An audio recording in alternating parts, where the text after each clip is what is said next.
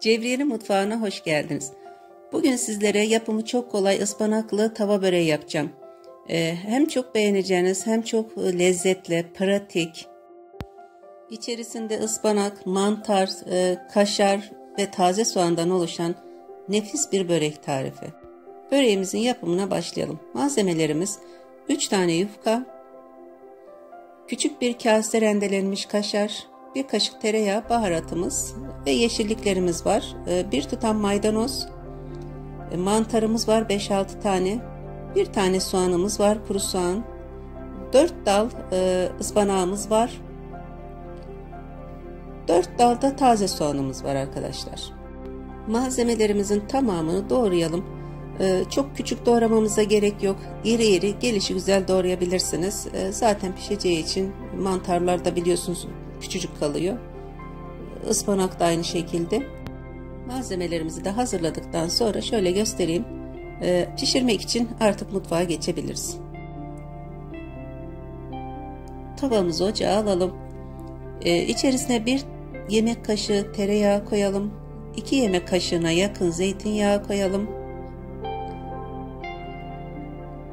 Öncelikle tavamızın içerisine soğanlarımızı aktaralım. En başta soğanlarımızı pişirelim, birazcık kavuralım. Çok pişirmiyoruz zaten. Şöyle azıcık kendini saldığı zaman, bıraktığı zaman üzerine sonra mantarlarımızı koyacağız. Çünkü çok fazla kavurmamıza gerek yok.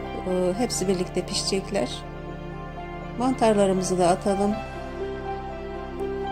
Mantarlarımız da suyunu çekene kadar, zaten yüksek ateşte yapıyorum. Çok kısık ateşte yapmadığım için mantarların suyunu bırakmasına izin vermedim. Şöyle 1-2 karıştırdıktan sonra üzerine yarım tatlı kaşığı salça koyalım. Salçayı koymamdaki amaç sadece renk versin. Üzerine ıspanaklarımızı da döktükten sonra 1-2 karıştıralım. Çok pişirmiyoruz ıspanakları. Sadece ıspanaklar şöyle sönene kadar yumuşasın, yeterli. Ispanaklarımızı da karıştıralım. Çok pişirmiyoruz arkadaşlar. Sadece ıspanakların yumuşamasını bekliyoruz. Ocağımızı da kapatalım. Daha sonra üzerine ince doğradığımız soğan ve maydanozları da ekleyelim. Taze soğanı ve maydanozu pişirmiyoruz arkadaşlar. Bunu da hazırladıktan sonra böreğimizi yapmaya başlayabiliriz. Tavamızı kenara alalım. Hazır mutfaktayken böreğimizin sosunu da hazırlayalım. Öyle geçelim. 1 yemek kaşığı tereyağı koyalım. 2 yemek kaşığına yakın zeytinyağı. Daha sonra 1 bardak da sütümüz var. Sütümüzü de ilave edelim. Yağımız eridikten sonra. Sosumuz da hazır. Artık geçebiliriz. Daha önceden rendeleyip hazırladığım küçük bir kase kaşar peynirimiz vardı. Onu da dökelim. Baharat da ekleyebilirsiniz. Onu da güzelce karıştıralım. Tavamızı bir kenara alalım. Şöyle bir ön hazırlık yapalım önce. Temiz bir mutfak bezi sermek istiyorum böreğimizi yaparken. Bu şekilde tavamızı koyalım. Hazırladığımız sostan 1-2 kaşık dökelim. Her yerine gelecek şekilde gezdirelim. Daha sonra hazırladığımız 3 yufkadan bir tanesini genişçe açalım. Tavamızın ortasına yerleştirelim. Şöyle şu şekilde etrafa gelecek şekilde kenarları da. Yufkamızı serdikten sonra üzerine harcımızdan 2 kaşık dökelim. Tekrar yufkamızdan serelim. Arkadaşlar bu börek için elinizde kırpık yufka olabilir. Onları değerlendirebilirsiniz. Nasılsa kopartıp içerisine serdiğimiz için hiç önemli değil. Bu arada yırtık yufkalarınızı da değerlendirmiş olursunuz. Şöyle her katına serdiğimiz yufkaların üzerine harcımızdan 2 kaşık dökelim. 3 yufkamız vardı arkadaşlar. Yufkanın bir tanesini tavamızın altına serdik. İkinci yufkayı parçalayıp üzerine koyduk. Üzerine de harcımızı yerleştirelim. Daha sonra son kalan yufkamızı da parçalayıp tekrar üzerine yerleştirelim. Dediğim gibi her katına unutmadan harcımızdan 2-3 kaşık döküyoruz, serpiştiriyoruz. Son yufkamızı da yerleştirdik.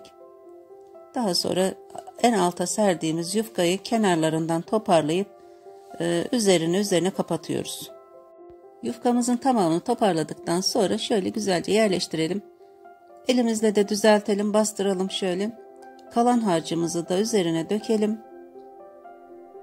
Şöyle güzelce gezdirelim, her yerini alacak şekilde. Tamamını dökelim. Böreğimiz pişmeye hazır arkadaşlar. Böreğimizi kısık ateşte yavaş yavaş pişmeye bırakalım. Kapağını da kapatalım. Altı kızarana kadar bekleyelim.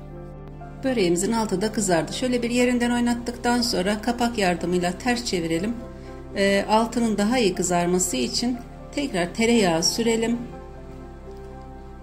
Fırçamızda kalan yağımızı da böreğimizin üzerine gezdirelim. Böreğimizi tavamızın içerisine aktaralım. Şöyle biraz sallayıp yerleştirelim. Azıcık fırçamızda da yağ kalmış, o da tekrar onu da şöyle üzerine gezdirelim. Kapağımızı kapatalım. Diğer yüzünün de pişmesi için bekleyelim. Böreğimiz de pişti arkadaşlar. Çok da güzel kızardı. Nar gibi. Artık servis tabağımıza alabiliriz. Nefis bir börek oldu. Şöyle bir dilim kesip göstermek istiyorum sizlere. İçeriğini de görün istiyorum. Gerçekten hem besleyici hem lezzetli, nefis bir börek oldu arkadaşlar. Herkese afiyet olsun. Eğer videomu beğendiyseniz yorum ve beğeni yapabilirsiniz. Kanalıma abone değilseniz abone olmayı unutmayın lütfen.